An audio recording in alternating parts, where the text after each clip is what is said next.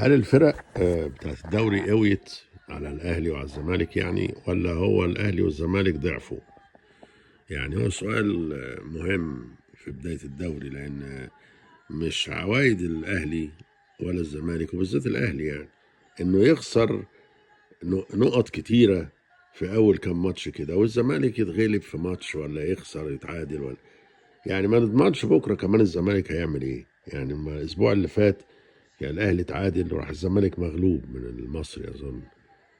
فيعني الدوري غريب المره دي، الدوري يعني الظاهر ما فيش تأثير للحكام او الحكام ما بيساعدوش حد، فالدوري هيطلع بقى عادل يعني ما فيش فوز او انطه، ما فيش بينالتي في اخر دقيقة، ما فيش حد يتغاضى عن حاجة او يفوت حاجة. وده احسن بصراحة.